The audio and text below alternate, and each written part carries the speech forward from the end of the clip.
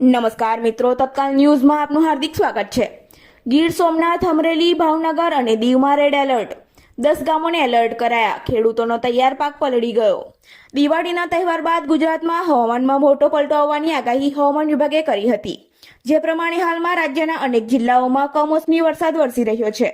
તો 26 ઓક્ટોબરથી 2 નવેમ્બર સુધી રાજ્યના 24 જિલ્લામાં ભારેથી અતિભારે વરસાદની શક્યતા પણ હવામાન વિભાગ દ્વારા વ્યક્ત કરવામાં આવી છે। અરબી સમુદ્રમાં સર્જાયેલા ડિપ્રેશનના કારણે ગુજરાતમાં આગામી 4 થી 6 દિવસ સુધી હળવાથી ભારે વરસાદની શક્યતા છે।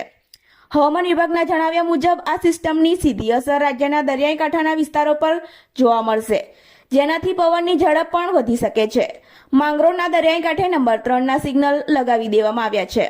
માછીમારોને દરિયો ન ખેડવા સૂચના આપવામાં આવી છે। દરિયામાં કરંટ હોવાથી 6 થી 8 ફૂટ મોજા ઉછળી રહ્યા છે। મોડી રાતથી કેન્દ્ર શાસિત પ્રદેશ દીવ અને ગીર પંથકના ઉના, ગીર ગઢડા, તાલાલા સહિતના વિસ્તારમાં કમોસમી વરસાદ વરસી રહ્યો છે। અમરેલીમાં પણ ધોધમાર વરસાદ નોંધાતા ખેડૂતોની ચિંતા વધી છે। આ સાથે જ વડોદરામાં પણ વરસાદી માહોલ જોવા મળી રહ્યો છે। સુરતમાં ખેડૂતોનો તૈયાર ડાંગરનો પાક પલળી જતા રાતા પાણીએ રોવાનો વખત આવ્યો છે।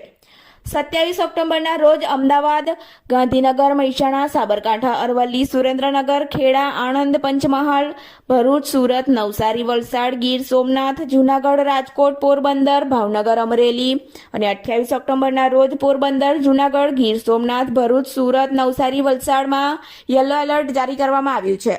આવા તત્કાલ ન્યૂઝને જોવા અને સાંભળવા અમારી ન્યૂઝ ચેનલને લાઇક, સબસ્ક્રાઇબ, શેર કરો। ધન્યવાદ।